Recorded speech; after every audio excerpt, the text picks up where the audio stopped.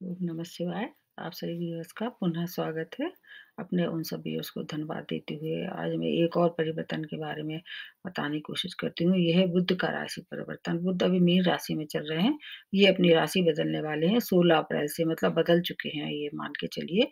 जब आप ये वीडियो देखेंगे तो वो समय में बदलाव हो चुका होगा इनका राशि, और मंगल की राशि में जा रहे हैं, जबकि मंगल बुध की राशि में प्रवेश पहले ही कर चुके हैं।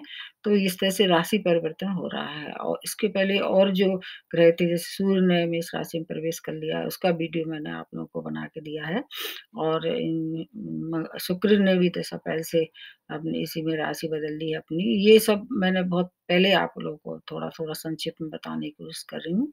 अब बुध और मंगल कैसे ग्रह हैं, ये बहुत क्विक इफ़ेक्ट देते हैं। रिज़ल्ट जो देते हैं, इनकी रिज़ल्ट में बहुत तेज़ी होती है।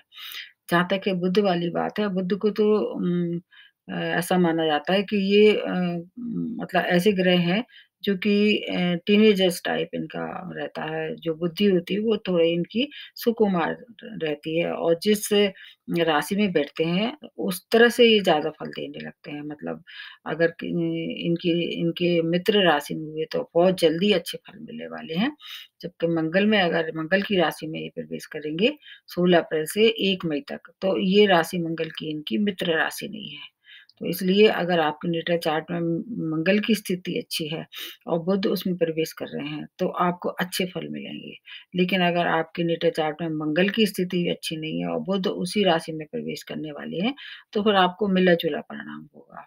ये देखना बहुत ही आवश्यक होता है कि आपकी स्वामी राशि में जो है इनकी क्या स्थिति है, आपके स्वयं के नेटल चार्ट में महादशा, अंतर्दशा कौन-सी चल रही है, सब मिला के देखना। और पिछले जो परिवर्तन हुए हैं, खास तौर से जो गुरु का परिवर्तन हुआ है, वो बहुत ही महत्वपूर्ण है सबके लिए, क्योंकि ये लंबे समय तक रहने वाले हैं। गुरु नैसर्गिक रूप से शुभ ग्रह है, जबकि बुध को सौम्य ग्रह माना जाता है और मंगल को क्रूर ग्रह माना जाता है। ये थोड़ी संक्षेप में बताने की कोशिश कर रही हूँ। और इसके अलावा ये है वायु तत्व के मतलब स्वामी हैं, और जब ये प्रवेश करेंगे मंगल की राशि में, तो वो क्या है, अग्नि तत्व के हैं। तो इसी तरह तत्व से मिला के देखें तब भी ये एक-दूसरे की मित्रता की श्रेणी में नहीं आ आते हैं। लेकिन इस समय एक बात बहुत ही अच्छी हो रही है, इसलिए सबको इसका फ़ायदा मिलने वाला है, क्योंकि मंगल और बुध का राशि परिवर्तन हो रहा है। जब ऐसी स्थिति बनती है ज्योतिष में कि मंगल या कोई भी ग्रह आप उसमें राशि बदलते हैं, तो उनकी शुभता है, अगर आपके नेटल चार्ट में अच्छे हैं तो और शुभता प्रदान करेंगे। अगर थोड़ा-सा अशुभता है, तो फिर उसमें क्या है, थोड़ा-सा आपको अशुभता के कम परिणाम मिलेंगे, क्योंकि एक ग्रह अच्छा हो, दूसरा ग्रह खराब हो, तो उसके आपस में क्या है, सामंजस्य बना के और फिर वो स्थिति को सँभाल लेते हैं। बुध क्या है, ये मीन राशि में नीच रहते हैं, जबकि इनकी जो कन्या राशि है, मतलब 6 नंबर जो होता है उसमें उच्च होते हैं। बुध को गणित के लिए, बुद्धि के लिए और व्यापार के लिए और धन के लिए, आर्थिक स्थिति उससे देखी जाती है। इन सब चीज़ों के लिए माना जाता है, और वाक्पटुता है, वाणी, खास तौर से वाणी के लिए बुध की बहुत महत्वपूर्ण भूमिका है जीवन में। अगर आप बुध प्रधान है, तो आपकी वाणी में कैसी होगी, बहुत कुशाग्र होगी आपकी बुद्धि भी, और वाणी भी बहुत तेजस्वी होगी। ये बुद्धि के और संचार के भी ग्रह माने जाते हैं। ऐसे डिपार्टमेंट जिनका बुध अच्छा है, ऐसे डिपार्टमेंट में अगर वो काम करते हैं या मतलब सब्जेक्ट चुनते हैं मैथमेटिक्स से संबंधित, ऐसे विद्यार्थी बहुत अच्छा फल इनको आगे प्राप्त होगा। और इस ये 3 नक्षत्रों से विचरण करेंगे। स्वयं अगर देखा जाए तो ये 16 से लेके और 23 तक अश्विनी नक्षत्र में रहने वाले हैं, और जो कि किसका नक्षत्र है, ये केतु का नक्षत्र है, और 23 से लेके 28 तक ये रहने वाले हैं भरणी नक्षत्र में, जो कि शुक्र का नक्षत्र है, और लास्ट में 28 से लेके 1 तारीख तक ये रहेंगे कृत्तिका नक्षत्र में, जो कि सूर्य का नक्षत्र में है। अब आप उससे मिला के देख सकते हैं कि इनकी किससे मित्रता है। बुध की तो शुक्र से सबसे अच्छी मित्रता है, और सूर्य से भी मित्रता है, लेकिन केतु से नहीं है। तो अगर नक्षत्रों की दुनिया में अगर आप देखते हैं, तो उसमें आपको मिला-जुला परिणाम होगा।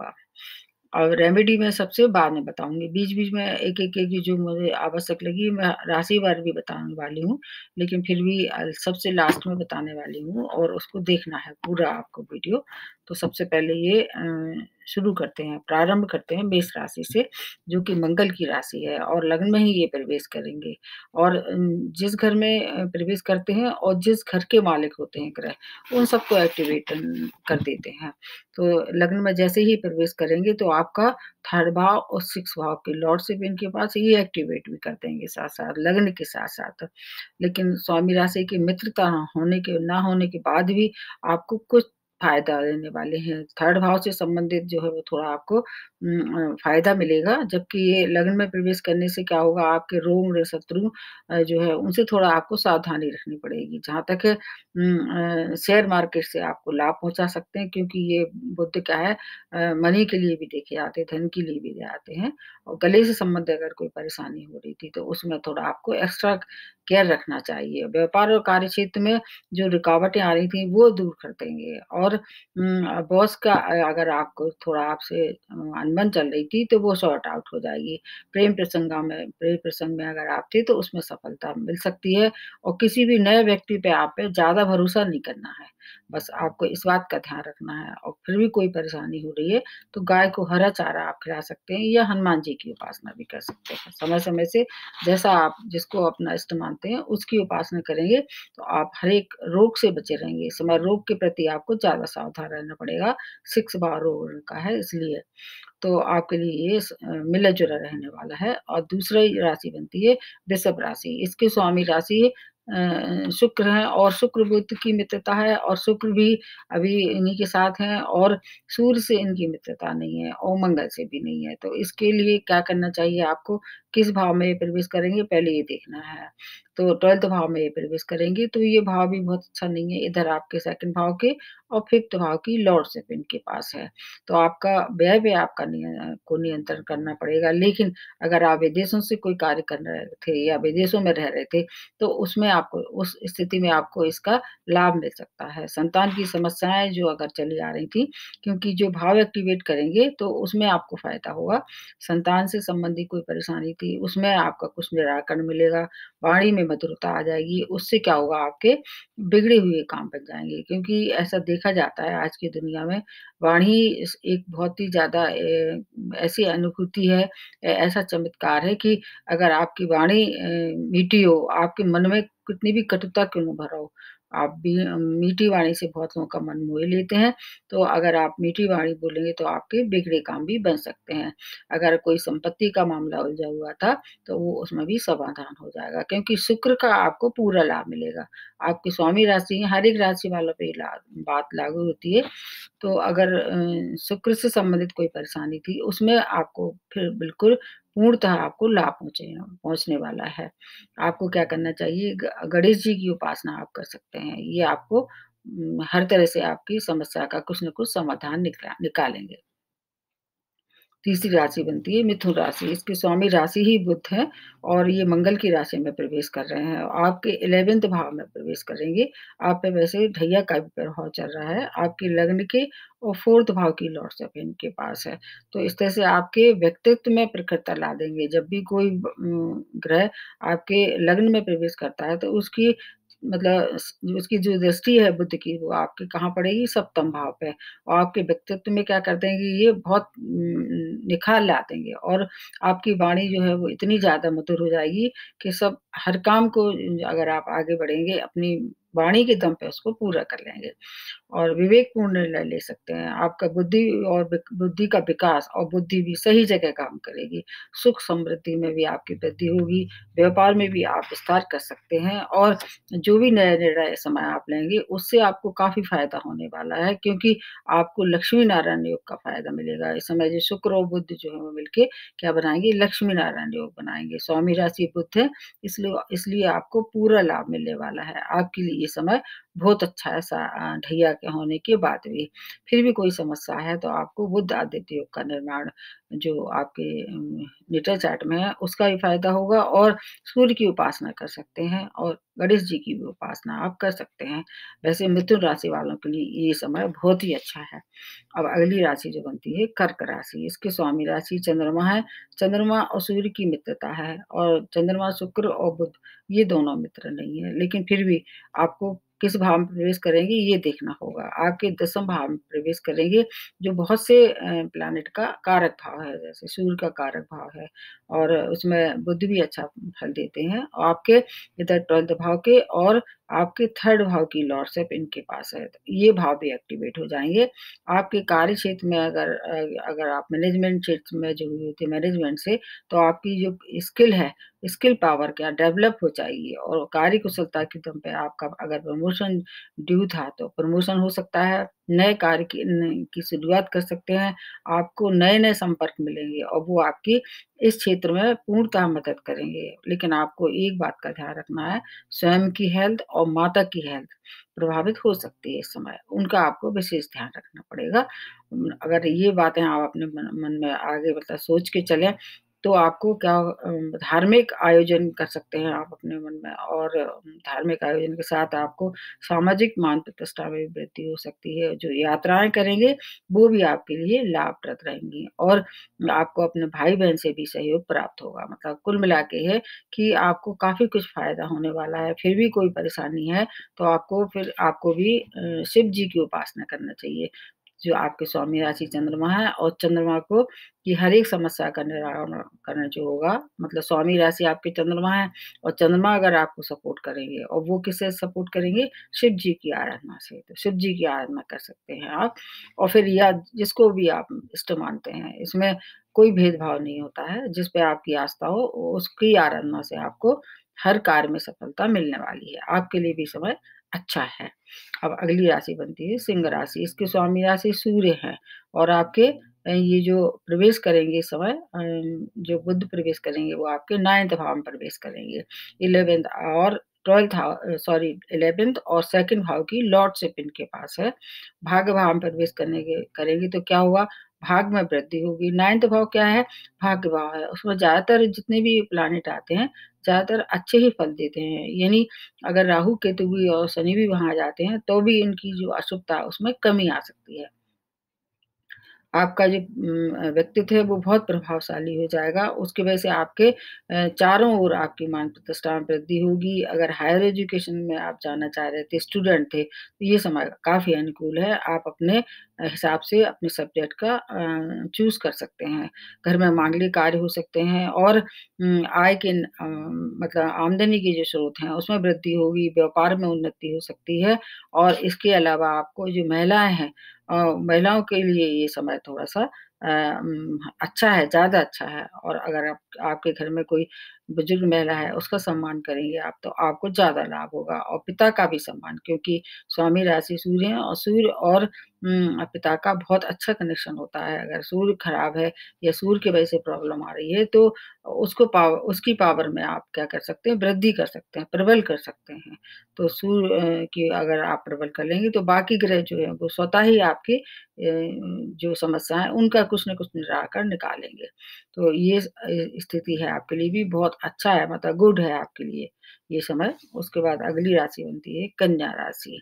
कन्या राशि आपके स्वामी राशि बुध हैं और आपके जो प्रवेश करेंगे इस समय वो आपके अष्टम भाव में प्रवेश करेंगे। बुध का ही ये भी जो है लेकिन मंगल से इनकी मित्रता नहीं है तो आपको कौन-कौन से भाव से परेशानियाँ हो सकती हैं? एक तो आपके लग्न के स्वामी और एक आपके 10th भाव की लॉर्डशिप है इनके पास। तो आपको वाणी से जुड़े अगर आप हैं तो वाणी में क्या हो जाएगा, आपको ज़्यादा वाणी से जुड़े हुए कोई कार्य कर रहे थे, उन लोगों को थोड़ा-सा ज़्यादा फ़ायदा हो सकता है। हालाँकि अष्टम भाव में क्या होता है अचानक जो भी फल देते हैं अष्टम भाव से, अचानक धन की प्राप्ति हो सकती है। कार्य क्षेत्र में भी अगर प्रमोशन था, उसमें जो था तो वो भी हो सकता है। और आपने ऋण मुक्ति की अगर आपने पहले से कोई प्लानिंग की थी, तो इस समय एक काम आपको संपूर्णता की ओर ले जाएगा। आपकी सहायता मतलब करेगा। हेल्थ की आपको भी केयर करनी चाहिए और इसके अलावा व्यापार के लिए अगर आप कोई कार्य कर रहे थे, नया मतलब कुछ करना चाह रहे थे, उसके लिए थोड़ा-सा आपको धैर्य रखना पड़ेगा। उस काम को अभी आप ना करें, कुछ समय के लिए। क्योंकि आपके लिए ये समय सो-सो है, बहुत अच्छा नहीं है लेकिन बहुत खराब भी नहीं है। इसलिए अगर बुध हैं, आपके स्वामी राशि हैं, तो आपको निश्चित रूप से सपोर्ट करेंगे। फिर भी कोई समस्या है तो आपको भी गणेश जी की आराधना कर सकते हैं या गाय को हरा चारा भी खिला सकते हैं। फिर आपके लिए ये समय काफ़ी अच्छा होने वाला है, चिंता की कोई आवश्यकता नहीं है। तुला राशि, आपके स्वामी राशि शुक्र हैं जो कि अभी काफ़ी पावरफुल पोज़ीशन में है। हालाँकि सूर्य के साथ हैं, तो सूर्य के साथ तो ये अभी 14 मई तक रहने वाले हैं, तो इसलिए कम्बस्ट भी हैं। ये भी थोड़ा-सा 18 के बाद फिर ज़्यादा पावर में आ जाएँगे ये और मंगल से भी शुक्र की मित्रता नहीं है लेकिन बुध और शुक्र ये दोनों परम मित्र हैं, इसलिए उसका फ़ायदा आपको मिलेगा। आपके सप्तम भाव में प्रवेश करेंगे जो कि बहुत से प्लैनेट के लिए कारक है और बहुत से के लिए ये कारक नहीं माना जाता है। इधर आपके 9th भाव के और 12th भाव की लॉर्डशिप इनके पास है। तो भाग्य भाव को एक्टिवेट करेंगे और भाग्य से सभी रुके हुए कार्य पूरे हो जाएँगे। अगर आपका वैवाहिक जीवन में अनबन चली आ रही थी, तो वो भी इस समय भी कुछ न कुछ वहाँ पर मधुरता दिखाई देगी। आत्मविश्वास में वृद्धि कर देंगे ये और व्यय पे थोड़ा-सा आपको नियंत्रण करना पड़ेगा। विदेशों से कोई कार्य करना चाह रहे थे, वो आप आगे बढ़ा सकते हैं। आर्थिक क्षेत्रों से आपको उन्नति हो सकती है और शेयर मार्केट से भी आपको लाभ हो सकता है। इस समय आप पे क्या है शनि बहुत मेहरबान है इस समय तुला राशि पे कि वैसे तो उन पे ढैया है लेकिन शश नामक जो पंच महापुरुष है, उसका लाभ आपको मिलेगा। और इसके एक और बात है आपकी कि अगर आप माँ का सम्मान करते हैं, इस समय एक आपके लिए सबसे ज़्यादा अगर ईश्वर के रूप में होंगी तो माँ आपके साथ रहेंगी या उनका सम्मान करें, उपहार दें उनकी मतलब हेल्थ की हर चीज़ का विशेष ध्यान रखें। आपकी जितने भी दोष हैं कुंडली के सब समाप्त हो जाएँगे। तो आपके लिए भी समय अच्छा है ये। अब उसके बाद आ जाते हैं वृश्चिक राशि। इसके स्वामी राशि ही मंगल हैं और आपके कहाँ प्रवेश करेंगे ये 6th भाव में। वैसे तो कुछ जो क्रूड ग्रह हैं उसके लिए जैसे सूर्य है, मंगल है और जो शनि है उसके लिए 6th भाव कारक भाव माना जाता है। इसमें प्रवेश करेंगे। इधर आपके 11th और 8th भाव की लॉर्डशिप है। तो इसको 11th भाव को अगर एक्टिवेट करेंगे तो आपकी आमदनी में वृद्धि होगी। अगर आप एक्सपोर्ट-इम्पोर्ट से जुड़े हुए थे व्यापार में तो उससे भी आपको कुछ-कुछ अच्छी सूचनाएँ प्राप्त होंगी और रिसर्च से जुड़े लोगों को आपको ज़्यादा लाभ होगा। अष्टम भाव रिसर्च का भी होता है और शत्रुओं पे विजय हो सकती है। अगर शत्रु परेशान कर रहे थे तो आप उस ओर से आप थोड़ा अपना आपको रिलीफ़ महसूस होगा। लेकिन रोगों से थोड़ी-सी परेशानी आप हो सकती है। ऐसे रोग जो मानसिक रोग हैं या त्वचीय रोग हैं, उनसे आपको परेशानी हो सकती है। किसी भी नए कार्य की अभी आपको शुरुआत नहीं करना है क्योंकि मंगल है और बुध है, दोनों मित्र नहीं है इसलिए बहुत फ़ेवर है आपका, नहीं करेंगे। आपके आमदनी के ज़रूर स्रोत बढ़ा देंगे और अगर आप इंटरव्यू वगैरह के लिए जाना चाह रहे थे, उसके लिए ये समय काफ़ी अच्छा है। उसके लिए अगर आप आगे बढ़ेंगे तो हो सकता है आपको सफलता मिले, आगे मिल सकती है। इस समय थोड़ा आपको दिमाग से और सोच समझ के निर्णय लेना है। कोर्ट केस में अगर आप इन्वॉल्व थे, तो विजय आपकी तरफ है मतलब आप पक्ष में जो निर्णय होगा वो आपके पक्ष में होगा। इसलिए आपका मिला-जुला होगा। फिर भी कोई परेशानी है, तो आपको क्या करना चाहिए हनुमान जी की उपासना करेंगे, आप तो आपको ज़्यादा लाभ होगा। हर एक परेशानी से कुछ न कुछ निराकरण निकलेगा। परेशानी तो आएँगी लेकिन उससे बाहर निकलने का रास्ता आपको निश्चित रूप से प्राप्त होगा। अब अगली राशि जो बनती है धनु राशि, इसकी स्वामी राशि गुरु हैं जो इनके मित्र नहीं है मतलब बुध की इनसे मित्रता नहीं है और लेकिन इस समय जो गुरु हैं, बृहस्पति है, बहुत ही पावरफुल इस स्थिति में है। आपके 5th भाव में ये बुध प्रवेश करेंगे, आपके इधर 7th भाव को और 10th भाव को एक्टिवेट कर देंगे। 2 केंद्र भाव हैं, इसलिए इसका लाभ आपको मिलने वाला है। आपके लिए भी ये समय काफ़ी उत्तम है या श्रेष्ठ कह सकते हैं। कार्यक्षेत्र से जुड़ी हुई सभी समस्याएँ आपकी सुलझ जाएँगी और कुछ न कुछ उनके स अगर समस्याएँ थीं, तो समाधान रहेगा। शेयर मार्केट से और में अगर आप पैसा फँसाना चाह रहे थे, तो आप इस समय उसमें रिस्क ले सकते हैं। शिक्षा में भी भाग्य आपके साथ रहने वाला है। वाणी और ज्ञान के आधार पे आप अपनी एक नई पहचान के साथ आगे बढ़ सकते हैं। आपको नए जॉब की प्राप्ति भी हो सकती है और स्टूडेंट के लिए ये समय काफ़ी अच्छा है। प्रेम प्रसंग भी इस समय आपको सफलता की ओर ले जाएँगे और बुजुर्गों का आपको आशीर्वाद अगर आप लेते रहें, ये आपके लिए रामबाण है। आपके घर में कोई बुजुर्ग हैं, उनका निरादर ना करें और आदर के साथ-साथ उनका आशीर्वाद लेते रहें। फिर आपकी हर एक समस्या का समाधान होगा क्योंकि आपके ऊपर जो शनि की लास्ट फेज़ चल रही है, तो अगर आप बुजुर्गों का सम्मान करेंगे तो शनि जो आपकी कमियाँ थी, इस आपके नेटा चार्ट में या इस समय आपका और ग्रह नक्षत्र अच्छे नहीं थे, शनि आपको हर एक चीज़ से रक्षा कवच का कार्य करेंगे। धनु राशि के लिए समय भी काफ़ी अच्छा है। अब अगली राशि जो बनती है वो मकर राशि, इसके स्वामी राशि शनि है, उसमें शनि से सूर्य की मित्रता नहीं है, शनि से मंगल की मित्रता नहीं है, लेकिन बुध से इनकी मित्रता है और शुक्र से भी मित्रता है शनि की। तो आपको कहाँ ये प्रवेश करेंगे पहले ये देखना होगा। सभी राशियों के लिए ये बात बहुत महत्वपूर्ण होती है। चौथे भाव में प्रवेश करेंगे, चौथे भाव में कुछ अच्छे देते हैं प्लैनेट, कुछ अच्छे फल नहीं देते हैं। और आपको इधर 6 भाव और 9th भाव की लॉर्डशिप इनके पास है, बुध के, भाग्येश हैं आपके, तो आपके पारिवारिक सुखों में वृद्धि करेंगे। माता की ज़रूर हेल्थ थोड़ी-सी गड़बड़ हो सकती है, वहाँ थोड़ा-सा ध्यान रखना है। स्वयं को भी अगर दाँतों से या हड्डियों से संबंधित कोई परेशानी थी, क्योंकि आपके ये सूर्य जो है आपके अष्टम भाव के स्वामी है, इसलिए वहाँ थोड़ी-सी परेशानी आपको फेस करनी पड़ सकती है। बाकी आपकी किस्मत से आपके लाइफ पार्टनर की उन्नति हो सकती है, अगर उनकी हेल्थ खराब हो रही थी तो उसमें इम्प्रूवमेंट दिखाई देगा। आपके लाइफ पार्टनर का आपकी वजह से फ़ायदा हो सकता है।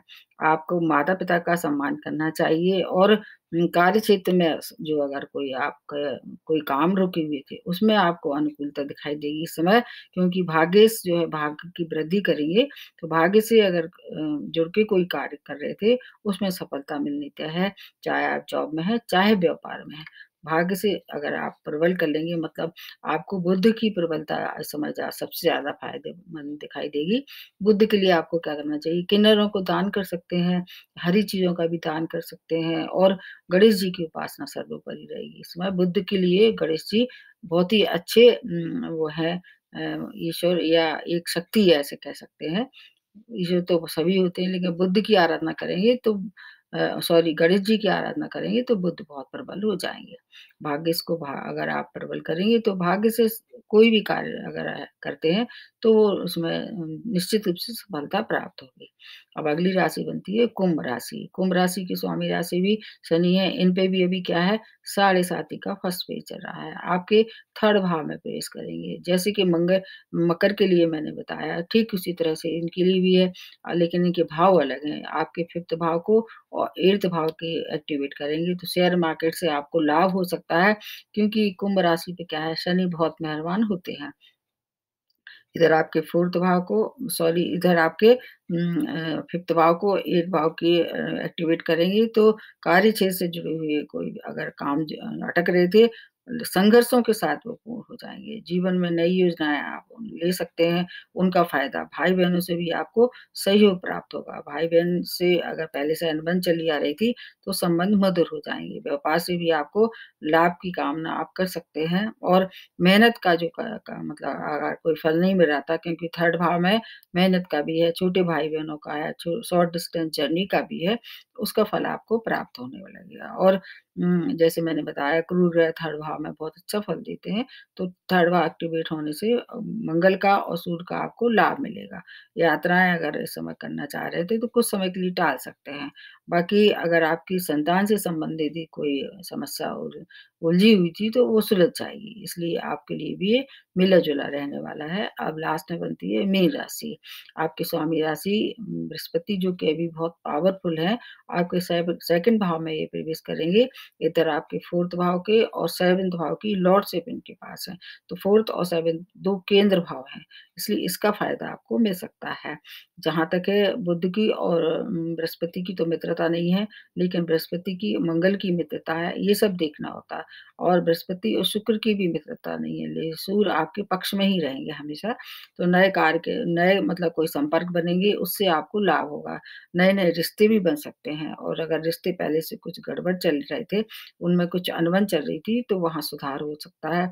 सुख साधनों में आपकी वृद्धि होगी और आपको वाणी जो आपकी वो प्रखर हो जाएगी, उसकी वजह से अगर आपके वैवाहिक संबंध गड़बड़ मतलब वैवाहिक संबंध खराब चल रहे थे, तो वो सुधर जाएँगे और इसके अलावा भाई-बहनों से या आपके मित्रों से अगर संबंध कुछ पहले से मतलब ऐसा चल रहा था कि दूरी बन रही थी या उनसे थोड़ा-सा मतलब जो व्यवहार था उनसे ऐसा मित्रवत नहीं हो रहा था, तो उसमें कुछ न कुछ आपको इम्प्रूवमेंट दिखाई देगा। मतलब मित्र से आपके संबंध प्रगाढ़ हो जाएँगे। मतलब अगर मित्रता पहले से कुछ खटाइश में आ रही थी, तो वो अब कोशिश करेंगे तो वहाँ सॉर्ट आउट हो जाएँगी जो प्रॉब्लम थी। क्योंकि वाणी इस समय आपकी सेकंड भाव को अगर मिला के देखें तो वाणी में बहुत अच्छी मधुरता आ जाएगी। संपत्ति का मामला भी अगर था, तो उसमें भी कुछ न आपको आपकी तरफ ही पक्ष में फैसला होने वाला होगा।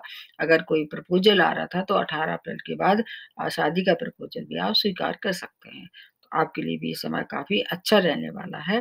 फिर भी जैसे मैंने अलग-अलग राशि के लिए बताया है और लास्ट में मैं बताती हूँ कि अगर आपकी नेटल चार्ट में महादशा अंतर्दशा अच्छी चल रही है, आपके फ़ेवर की चल रही है, तो उसी अंतर्दशा महादशा वाले जो प्लैनेट है, उसको आपको प्रबल करना चाहिए। और अगर किसी ऐसे ग्रह की जैसे मान लीजिए साढ़े-साती है, ढैया है, तो उसके लिए भी आपको शनि की उपासना करना है। बुध के लिए आप गणेश जी की उपासना कर सकते हैं, मंगल के लिए हनुमान जी की उपासना कर सकते हैं और इस समय नवदुर्गा चल रही हैं, इसलिए दुर्गा माता के लिए भी ये समय काफ़ी श्रेष्ठ है। तो आपकी नेटल चार्ट में मिला के देखना चाहिए। ये क्या होता है 50% आपके मून चार्ट पर डिपेंड करता है, जो आपकी मून साइन है और 50% आपके जो असेंडेंट है मतलब जो लग्न है, उस पे निर्भर करता है। दोनों को मिला के देख के और आपकी नेटल चार्ट में कौन-सी दशा-महादशा चल रही है, उस सब मिला के देखने से ही सही अनुमान होगा। मतलब ये जो बताते हैं गोचर, ये इसको फाइनल नहीं मानना चाहिए। सब मिला के फिर निष्कर्ष निकालना चाहिए। तो आशा है आप लोगों को ये समझ में आया होगा, फिर भी कोई परेशानी है तो आप मेरे को कमेंट बॉक्स में लिख सकते हैं। आज के लिए इतना ही, नमस्ते और धन्यवाद।